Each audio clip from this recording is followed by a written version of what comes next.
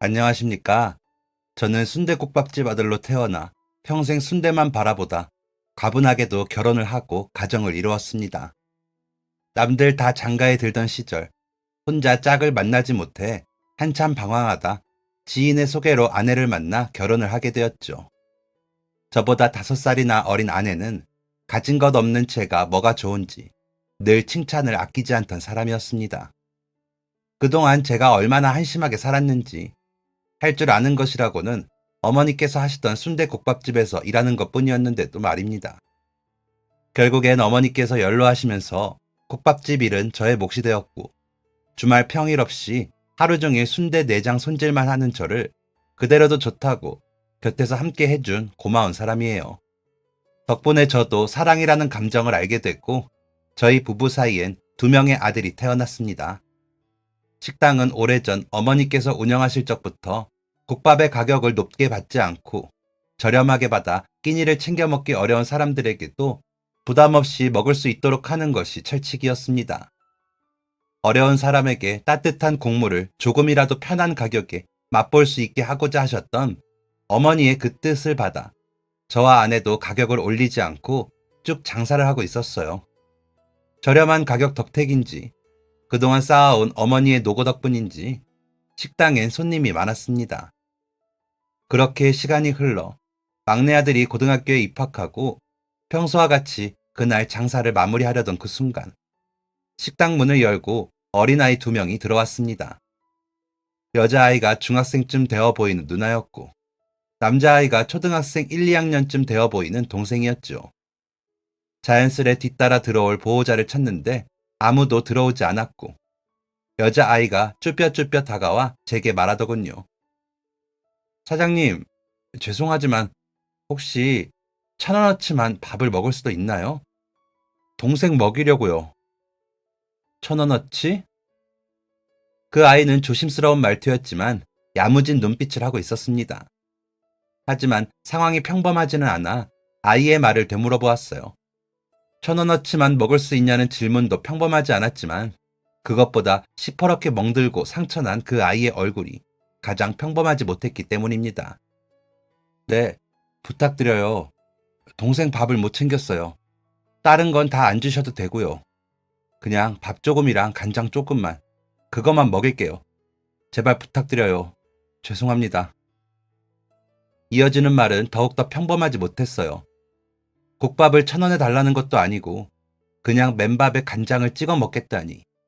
심지어 그 말에 놀란 저와 아내가 아이들을 앉혀두고 맛있는 순대국밥을 줄 테니 그냥 먹고 가라 말해도 괜찮다고 1,000원뿐이니 밥에 간장만 먹겠다고 똑부러지게 말하는 것입니다. 그래서 결국 하는 수 없이 아이가 원하는 대로 밥을 꾹꾹 눌러 담아 간장과 함께 내어주었습니다. 남자아이가 말없이 밥을 우걱우걱 씹어 먹자 여자아이가 그 모습을 빤히 보더군요. 잔뜩 상처난 데다가 지치고 힘이 빠진 얼굴이었지만 눈빛 어딘가는 도끼가 서려 있었습니다. 분명 무슨 사연이 있는 아이들일 것 같았어요. 멍든 얼굴이 신경 쓰여 얼굴은 왜 그러느냐 물으니 그건 또 자신이 없는지 대답을 하지 않더군요. 그러자 아내가 옆으로 와 엄마 아빠는 어디 계시느냐 물었습니다. 그랬더니 첫째 아이가 갑자기 눈치를 보기 시작했어요. 저희는 직감적으로 이 아이들이 집에서 도망쳐 나온 것임을 깨달았습니다. 그러나 확인이 필요했습니다. 그래서 누가 때린 거냐? 물으려던 그때였습니다. 가만히 앉아 간장에 밥을 찍어 먹던 남자아이가 엄마는 죽었어요. 먼저 하늘나라에서 우리 기다려요. 그리고 우리 누나는요. 아빠가 이렇게 만들었어요. 맨날 술 먹고 아저씨들이랑 화투치고 그러더니 며칠 동안 집에 안 왔어요. 오랜만에 와서 누나를 저렇게 만들고 아빠가 잠든 사이에 누나가 제 손잡고 뛰어나온 거예요. 라고 말하는 것이 아니겠습니까? 속으로 그런 것만은 절대 아니기를 바랐건만 가혹하게도 아이는 가정폭력을 당한 것이었습니다. 조민호, 조용히 하고 밥 먹어. 여자아이가 제 동생의 밥그릇을 툭 치며 말했습니다. 제 얼굴도 아파서 힘들 터인데 동생 챙기기에 여념이 없는 그 모습이 영 마음에 쓰였어요. 그래서 부엌으로 들어가 일부러 순대를 몇 점 덜어내고 국물만 많은 것처럼 한 그릇을 만들어 식탁 위에 내려두었습니다. 오늘 장사 끝이라 이거 못 팔면 이대로 버려야 하는데 그냥 버리는 것보다 간장, 밥 이것까지 다 해서 1,000원어치라도 묶어 파는 게 나을 것 같아서 먹지 않을래? 도저히 간장에 밥만 먹일 수는 없어서 이미 한 차례 거절당했지만 한 번 더 들이대 본 것입니다. 그랬더니 남자아이가 숟가락을 먼저 그릇에 담궈버렸고 여자아이가 다급하게 남자아이의 손목을 붙들고 감사합니다라고 안 하냐? 하며 동생을 나무랐습니다. 그러고는 한 발자국 뒤에서 아이들을 계속 지켜보았는데 여자아이는 동생만 먹이기로 결심했는지 겨우 3숟가락 떠먹고는 몽땅 동생에게 양보하더군요. 겨우 중학생이나 되었을 법한 어린 나이인데 어떻게 저렇게 동생을 잘 챙기는지. 아이들이 불쌍하기도 했지만 그런 행동 때문에 더 마음이 쓰였던 것 같아요. 국물이 거의 바닥을 보일 무렵 동생을 그대로 앉혀두고 여자아이가 식탁에서 일어나 저희에게 다가왔습니다. 손에는 1,000원짜리 지폐가 들려 있었습니다. 말도 안 되는 부탁 들어주셔서 감사합니다. 어린아이의 입에서 나온 말이라고는 믿을 수 없을 정도로 정중한 말이었지만 온통 멍투성이에 아직 마음이 진정되지 않았는지 덜덜 떨리는 손과 목소리는 숨길 수 없었나 봅니다. 결국 아이를 붙들고 다시 한번 물어야 했지요. 꼬마야, 너 이대로 어디로 가려고 그러니? 밖은 너무 춥고 밤이라 많이 어두워. 그러자 아이의 두 눈에 순식간에 눈물이 고였습니다. 금방이라도 시퍼렇게 멍든 그 볼을 타고 눈물이 흘러내릴 것 같은 얼굴이었어요. 아내가 다급하게 아이를 끌어안고 달래기 시작했습니다. 괜찮아, 괜찮아. 말하지 않아도 돼. 아저씨 아줌마가 미안해. 한참 동안 아이를 달래는 아내의 목소리만 식당 안을 가득 채웠습니다. 끝내 울지 않으려 입술을 꾹 깨물고 눈물을 참아낸 여자아이가 마음이 조금은 진정되었는지 너무 깨물어 시퍼렇게 변한 입술을 하고 천천히 입을 열었어요. 아빠가 노름해서 집도 날아갔어요. 저는 이제 중학교 가야 되고 제 동생은 아직 초등학교 2학년밖에 안 됐어요. 돈도 다 날렸는데 자꾸 저 때리고 행패를 부려서 같이 못 살아요.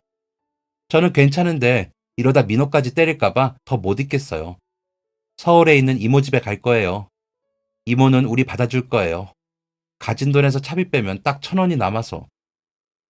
아이의 얼굴이 다시 곧 울 것 같은 표정으로 변했습니다. 이렇게 추운 날 어린아이 둘이서 당장 서울에 간다고 터미널에 가겠다고 하는 상황이라니. 믿어지지 않았고 믿고 싶지 않았죠. 어떻게 세상에 이런 일이 있단 말인가 싶었습니다. 결국 저는 차키를 꺼내들었어요. 아내가 어깨를 두드려주는 손길을 그대로 받아 용기 내어 그 아이들을 차에 태웠습니다. 늦어서 괜히 더 늦은 버스를 타게 될까봐 속도를 내서 터미널에 도착했어요. 5분이라도 이른 시간에 무사히 버스를 탔으면 하는 마음에서였습니다. 그러면서도 내가 지금 이 아이들만 딸랑 버스에 태워보내는 게 정말 잘하는 짓인지가 헷갈렸습니다. 차에서 내리기 전 아줌마 아저씨가 도와줄 테니 일단 가지 않는 건 어떻겠느냐고도 말해보았지만 첫째 아이의 고집을 꺾을 수가 없었어요. 그 확고한 눈빛과 말투를 잊을 수가 없습니다. 그 아이에겐 그 길만이 유일한 출구였던 것입니다. 하는 수 없이 저는 서울행 버스 앞에서 허리를 낮추고 앉아 두 아이의 양말 발목 안에 5만 원씩 현금을 찔러 넣었습니다. 뭐 하냐고 묻는 여자아이에겐 서울까지 가려면 이게 나중에 필요할 거야. 서울에 도착해서 필요할지도 모르고 꼭 그대로 있다가 필요할 때 꺼내 쓰렴 하고 일러두었습니다. 떠나는 버스에 앉은 두 아이를 창밖에 서서 걱정스레 바라보았어요. 그리고 창가엔 첫째 아이가 어느새 양말 속 지폐를 손에 꺼내어 들고 저를 빤히 바라보며 울고 있었습니다. 눈물이 나오려는 것을 꼭 참으며 손가락으로 제 발목을 가리켜 보였어요. 잃어버리지 말고 작은 돈이지만 그래도 그 돈이 아이들에게 꼭 도움이 되기를. 아내가 있는 식당으로 돌아가는 내내 아이의 그 도끼 어린 눈빛이 자꾸 생각났습니다. 서울에 간다고 이모를 찾을 수 있는 건 아니라는 말에 며칠 전에도 통화를 했다며 찢어진 메모지 속 이모라고 적힌 연락처를 보여주던 그 야무진 손도 생각났습니다. 어른으로서 이게 정말 올바른 행동인지, 아이를 위해 해줄 수 있는 최선이 아니었다는 걸 알기에 눈물이 났습니다. 그 후로도 아내와 저는 종종 그 아이들을 떠올렸어요.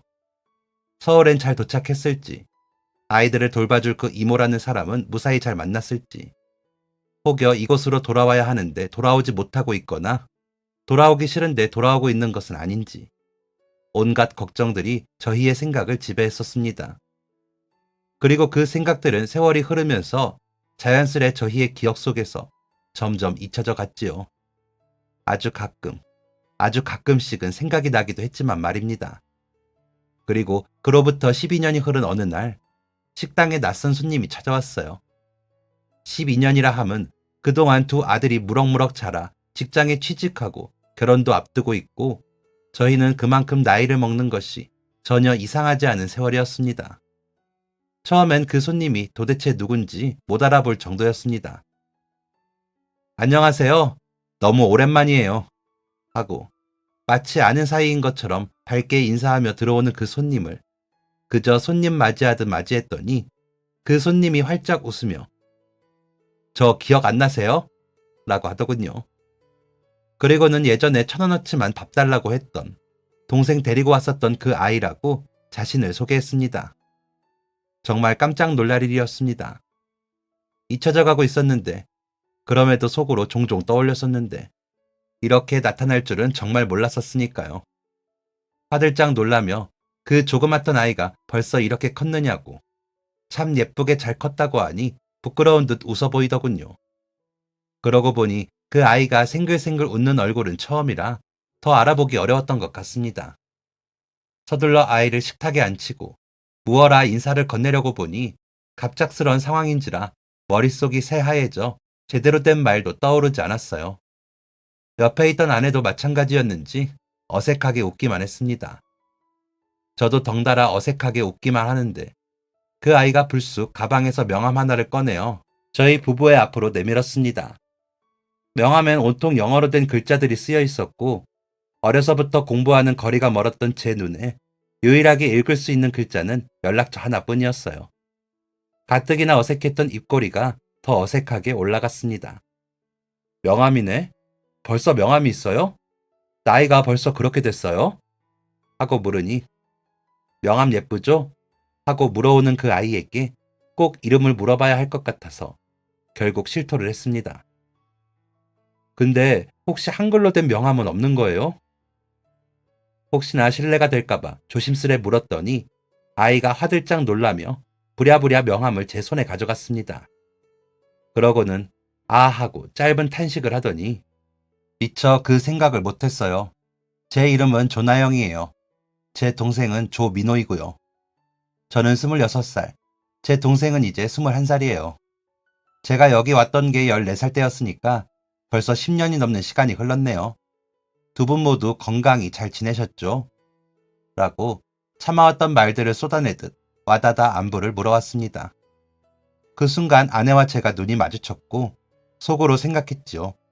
자식뻘 되는 어린아이가 부모뻘 되는 우리보다 훨씬 말재주가 좋네 하고 낯설고도 반가운 그 나영이란 아이를 어떻게 맞이해야 할지를 몰라 버벅댔던 저희가 조금 부끄러워지는 순간이었습니다. 14살, 두 눈으로 보기 차마 안쓰러운 몰골을 한 채 어린 동생 손을 붙잡고 낯선 저희에게 도움을 청해야만 했던 가엾은 그 아이가 이제는 더 이상 아이라고 부를 수 없을 정도로 어엿한 어른이 된 것입니다. 나영이의 물음엔 아주 잘 지냈다고, 세월이 벌써 10년이나 넘게 지났느냐며 웃어 보였습니다. 그리고는 대답을 하기 전부터, 아니, 사실 처음에 나영이가 자신이 누군지 소개했을 때부터 가장 궁금했던 것을 물었지요. 그 일이 있은 이후 한참 동안은 종종 그 두 녀석을 떠올렸었으니까요. 아내와 함께 부엌 한편에서 대충 끼니를 때울 때면 어김없이 그 꼬맹이들은 잘 도착했을까? 이모네 간다고 했었는데 이모 되는 사람은 잘 만났을까? 어디 가서 또 밥 굶고 있진 않을지 휴 하고 말입니다. 눈앞에 앉아있는 이 다 커버린 어른이 정녕 그때의 그 어린아이가 맞는지 실감이 나지 않을 뿐더러 궁금했어요. 그 길로 이모네에 가서 어떻게 지냈는지, 폭력 없이 정말 평온했는지. 그래서 나영이에게 어떻게 지냈냐고 물으니 서울에서 학교를 다니다가 고등학생 때부터 이모가 일하는 동대문 시장에서 일을 도우며 외국어 공부를 했다고 하더군요. 다른 건 몰라도 외국어 공부는 많이 할수록 좋다고 가르친 이모 덕에 영어는 물론 중국어, 일본어, 불어까지 독학으로 코에 피나도록 공부했다고. 게다가 엄청난 건 아니지만 동대문에서 일을 돕다 보니 머릿속으로 빨리빨리 계산하는 게 쉬워졌다며 회사하게 웃어 보이는 그 모습에 마음이 놓였습니다. 해준 건 알량한 걱정뿐이지만 그래도 잘 지내주었구나 하는 안심이었어요. 제가 사실 원래는 꿈이 없었어요. 일단 먹고 살려면 돈이 있어야 된다 하는 생각도 컸었고, 이모한테 너무 오래 신세지고 싶지 않은 마음도 있었고, 이모는 저희 말고도 신경 써야 할 것들이 많은 분이셨거든요. 처음 뵀을 때부터 저희가 이모 댁에 짐이 되겠다는 생각 먼저 들더라고요. 꼭 빨리 나가야겠다. 이모를 도와드릴 수 있는 것들은 무조건 내가 다 해야겠다. 그래서 하루빨리 돈을 많이 벌고 싶다는 생각뿐이었는데, 이모를 도와드린다고 동대문에서 일하면서 친해진 언니들의 말들을 주워듣다가 한국의 의류가 해외에서도 사랑받는다는 사실을 알게 됐어요. 어린 마음에 누군가에게 짐이 된다는 것을 깨닫고 흔한 꿈 하나 없이 그저 신세지는 것부터 면하고자 했던 14살 그 아이의 마음이 어떠했을지 어른으로서 씁쓸했습니다.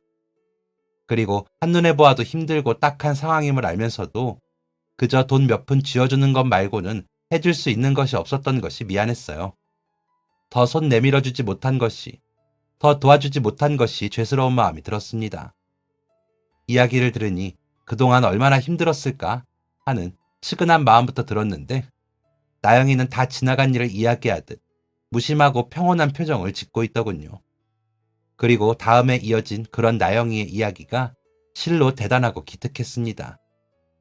이야기를 듣는 내내 힘차고 씩씩한 표정으로 저희 앞에 명함을 자랑스레 내밀던 그 모습이 떠올랐습니다.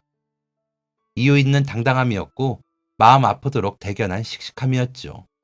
17 고등학생 때부터 이모를 도와 동대문을 드나들던 나영이는 처음에는 그곳이 단순히 시장통 옷가게들인 줄로만 알았다고 했습니다. 그런데 1년 정도 발도장을 찍다 보니 그게 아니라는 것을 알게 됐다고 하더군요. 그러고는 그 이후부터 그 시장의 흐름에 대해서 궁금해졌다고 합니다.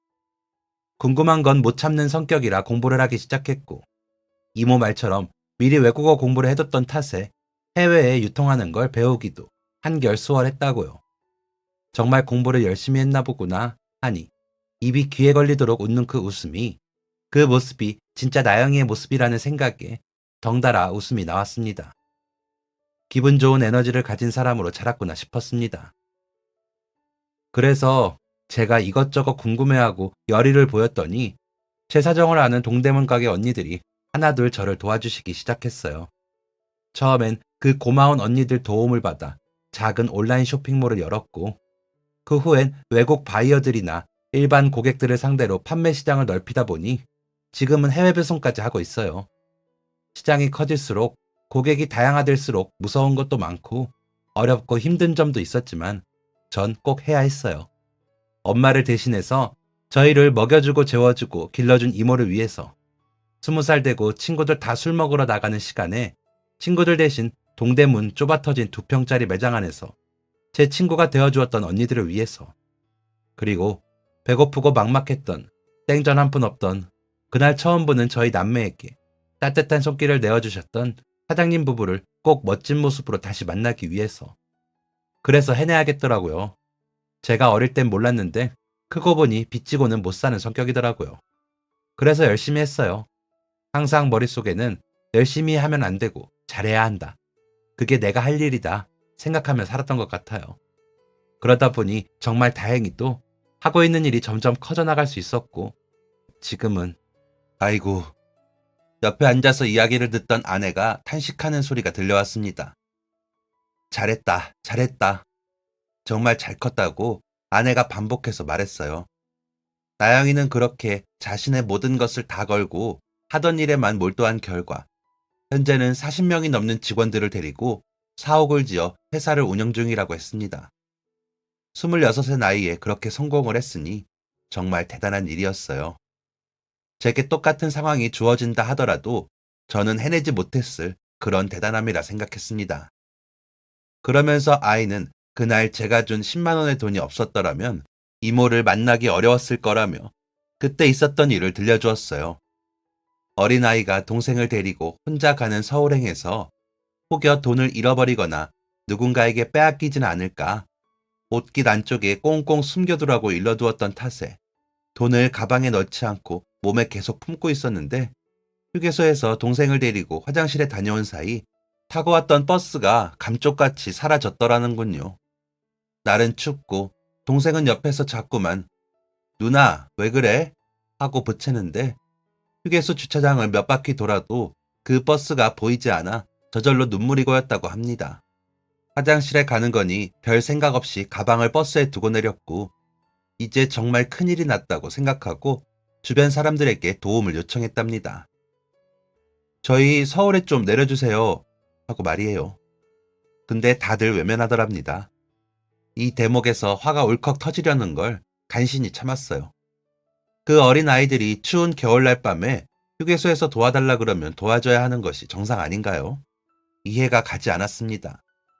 설상가상으로 시간이 어두운 밤이라 휴게소의 매점들도 불이 꺼져 있었고 막막해진 나영이가 얼어붙은 찬 바닥에 주저앉고 말았는데 거짓말처럼 빠스락하고 양말 속에 넣어둔 지폐 소리가 들려왔답니다.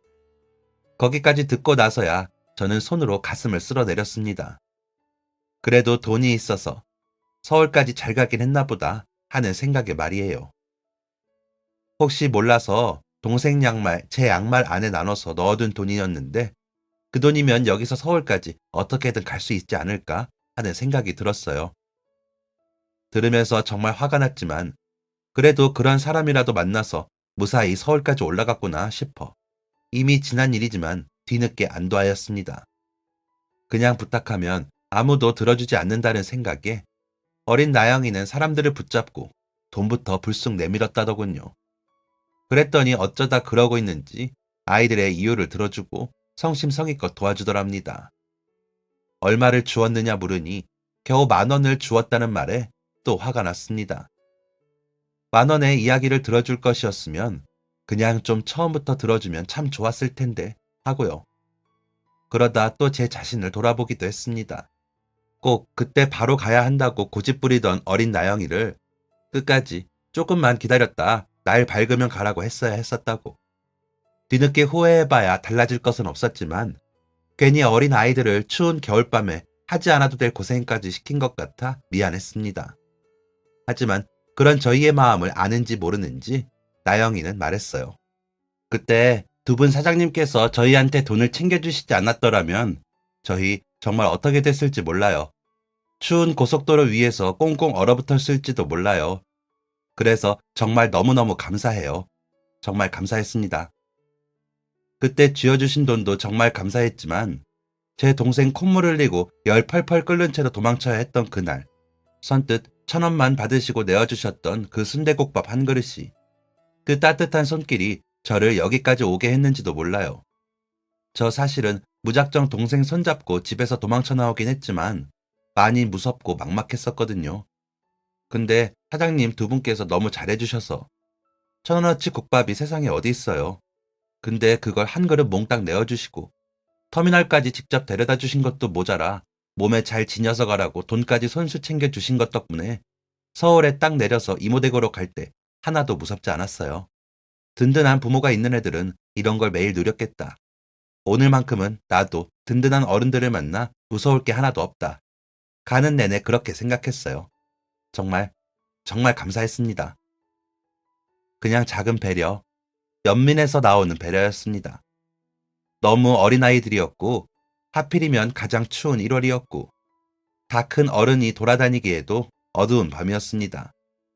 고작 허리까지밖에 오지 않는 키의 아이의 얼굴에 선명하게 들어있던 시퍼런 멍이 너무 화가 나서 폭력의 근원으로부터 도망치겠다는 그 똑부러지는 아이에게 도울 수 있는 거라곤 고작 그것밖에 생각해내지를 못해서 아내와 두고두고 후회하고 떠올렸던 그날이었습니다.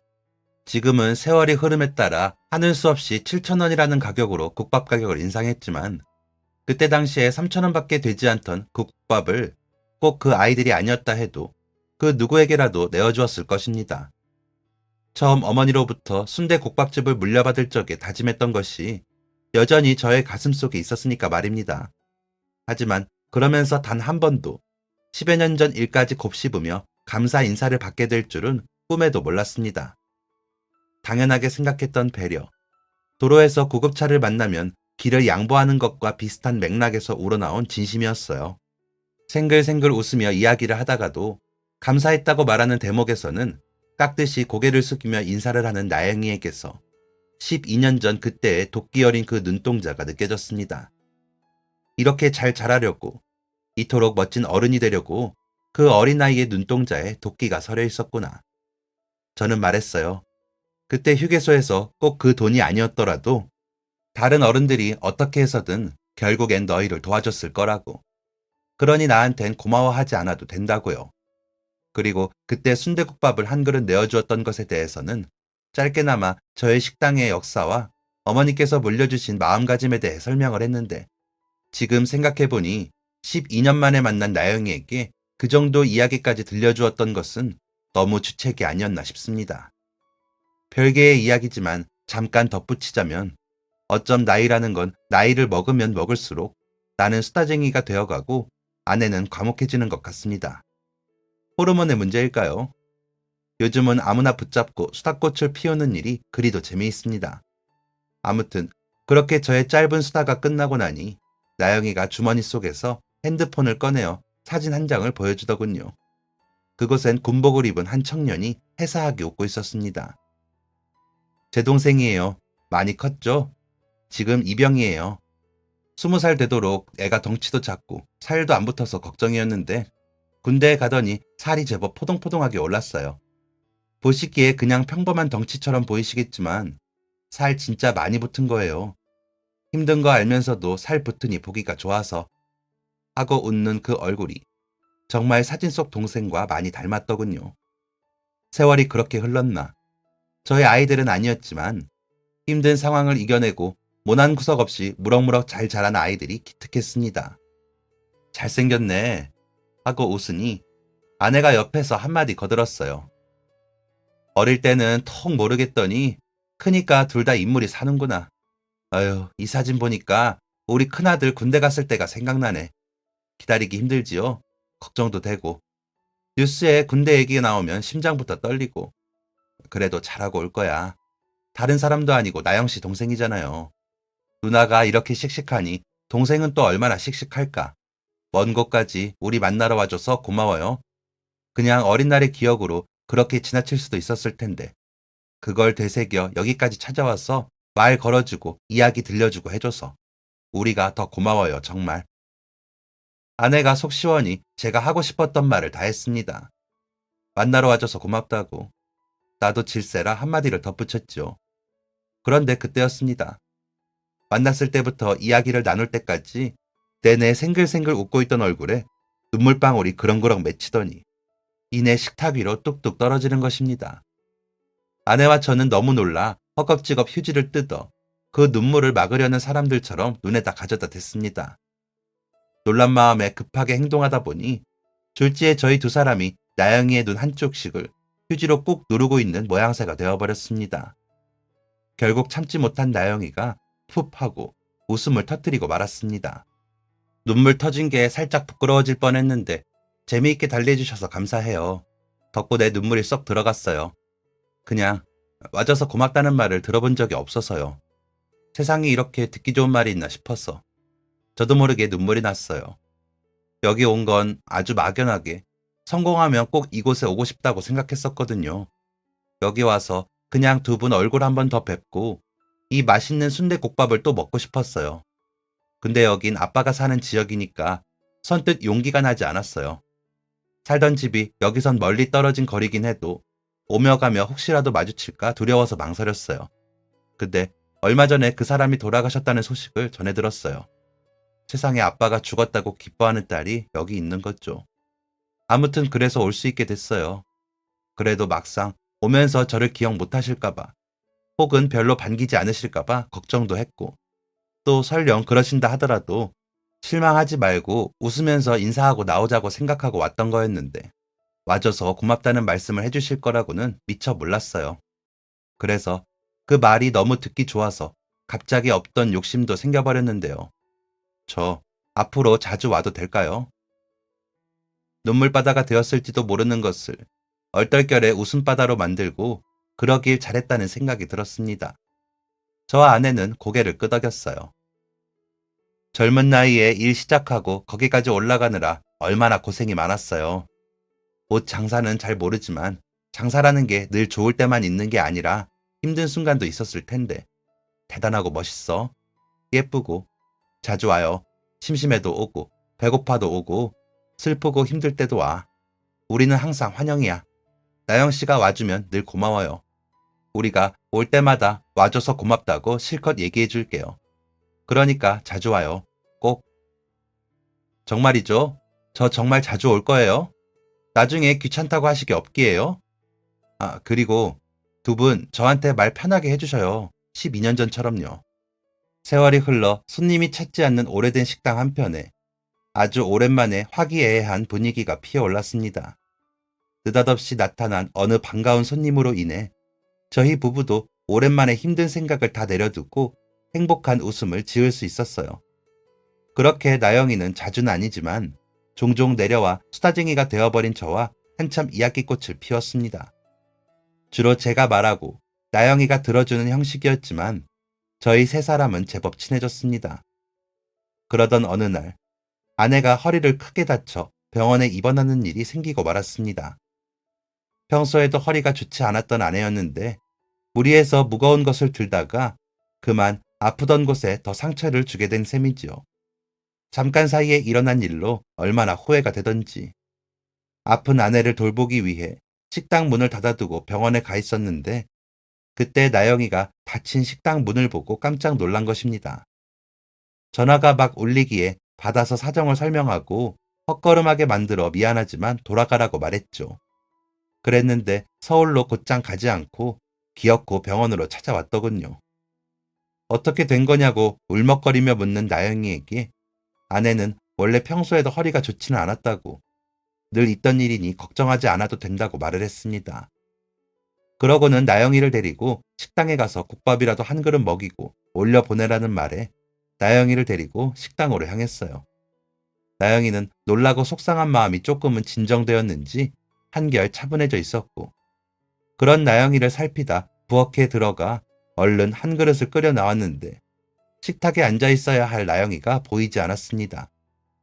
문이 열려 있기에 서둘러 밖으로 나가보니 식당을 두리번거리던 나영이가 어?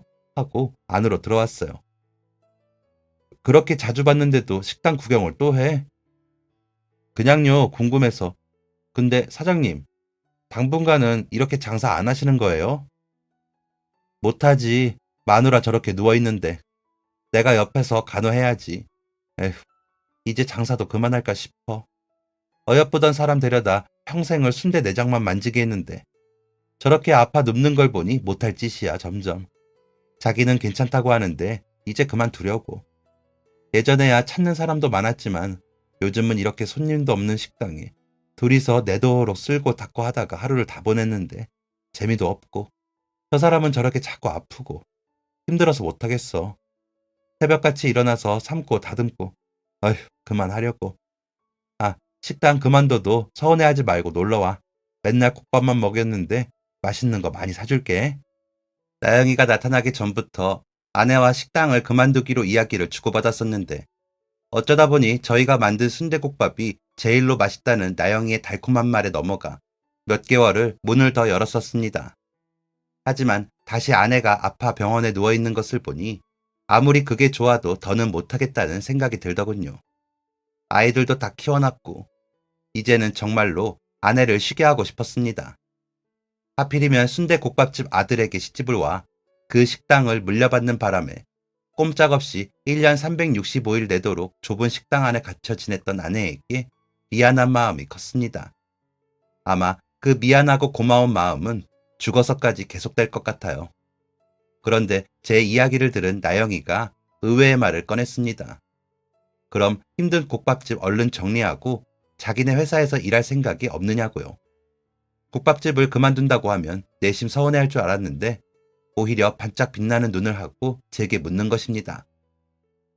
회사 관리직? 난 그런 거 해본 적이 없는데 무슨 관리를 하는 거야? 회사 건물 관리예요. 경비일은 따로 하시는 분이 계시고 겉으로는 건물 관리인데 사실 관리할 게 식물들밖에 없어요. 그러니까 저희 회사에서 키우는 식물들을 담당하는 일이라고 생각하시면 돼요. 갑작스러운 제안이기도 했고 식물을 담당한다는 말이 어렵게만 느껴져 못하겠다고 거절을 해버렸습니다. 나는 그런 일은 해본 적이 없어 못한다고. 잘하는 사람에게 맡기는 게 좋을 것 같다고 말입니다. 사실 속으로 부담스럽기도 했었고요. 그런데 밥을 먹던 나영이가 갑자기 핸드폰을 가지고 식당 밖으로 나갔습니다. 따라 나가니 누군가에게 전화를 걸고 있었어요. 다시 자리를 비켜주려는데 나영이의 핸드폰 속에서 아내의 목소리가 들려왔습니다. 응, 나영아, 식당 도착했어?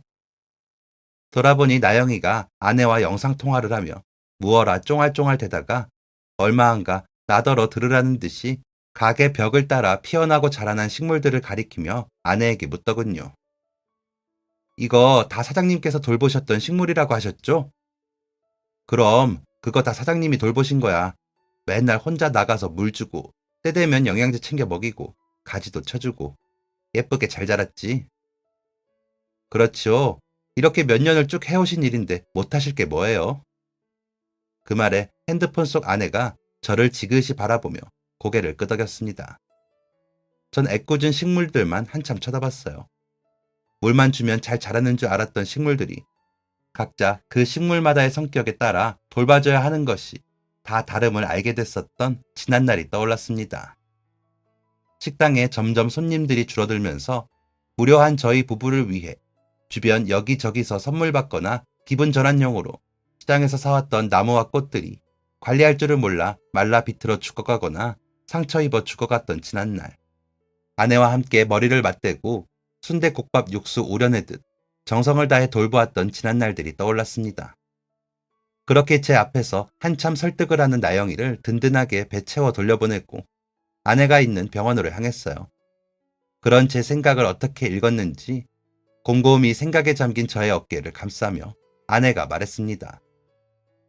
우리 식물은 다 물만 주면 그냥 저 알아서 예쁘게 크는 줄만 알았던 때가 있었는데, 그치요? 아내도 같은 생각을 하고 있었구나. 저의 어깨를 감싼 아내의 팔을 끌어다 그 손을 매만졌습니다. 퉁퉁 붓고 거칠어진 아내의 손. 평생 해본 일이라고는 순대 삶아 파는 일밖에 없었던 저를 만나 아내까지 기나긴 고생을 하게 했습니다. 더 이상은 순대를 삶고 싶지 않았어요. 아니, 아내에게 뜨거운 부엌에서 순대를 만지게 하고 싶지 않았습니다. 그래서 조금 뻔뻔해져 보기로 마음먹게 되었어요. 저는 그렇게 그 아이가 차린 회사의 식물 담당 관리직으로 늦은 나이에 새 출발을 시작했습니다. 두 아들에게 이야기를 하니 냅다 서울에 아내와 제가 함께 지낼 거처를 마련해 주었습니다.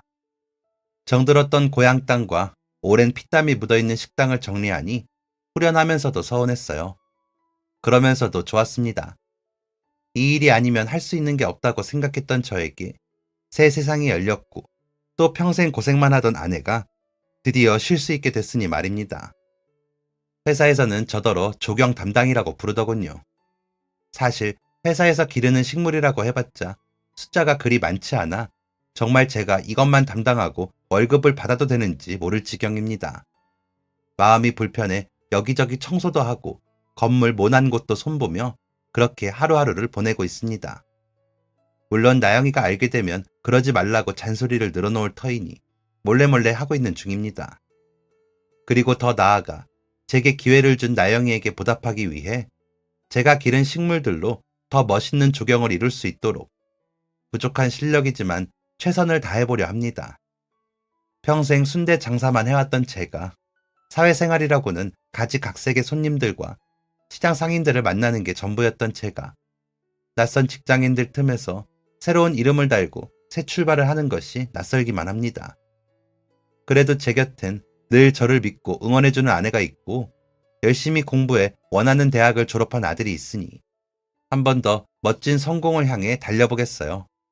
그저 순대국밥 한 그릇을 내어주었던 평범하기 그지없는 낯선 아저씨에게 재능이라고 하기에도 초라한 재능을 발견해주고 꿈꿀 수 있게 해준 그 아이에게 고맙습니다. 아직 제 눈엔 여전히 중학생 앳된 아이인 사장님께 감사하다고 전하고 싶습니다. 더 나아가 앞으로도 매사에 힘들고 어려운 상황에 처한 사람들을 외면하지 않고 손을 내밀어주는 그런 사람이 되고 싶습니다. 그게 저의 남은 인생의 가장 큰 목표이자 숙제가 아닐까 생각합니다. 저를 도와주길 참 잘했다. 성공해서 저희를 찾아와 보길 참 잘했다라고 생각할 수 있도록 잘 해낼 것입니다. 저는 반드시. 그리고 나영이 덕분에 여전히 아내는 아픈 허리 치료를 잘 받으며 쉬고 있고 저는 좋아하는 일을 하며 행복하게 지내고 있어요. 그리고 앞으로도 남의 불행을 등한시하지 않고 작은 관심이라도 따뜻한 시선으로 바라보며 나누며 살아야겠다고 마음먹었습니다. 10년 전 우연히 불쌍한 마음에 내어주었던 국밥 한 그릇이 이렇게 감사한 인연이 되어 저희에게 돌아올 줄은 꿈에도 몰랐던 것처럼 또 어떤 인연이 우리 앞에 나타날지 모르니까 말입니다. 제가 먼저 좋은 마음을 베풀면 그게 결국 제가 좋은 사람을 얻는 것이 된다는 것을 이제야 깨닫습니다. 지금까지 사연 들어주셔서 감사합니다.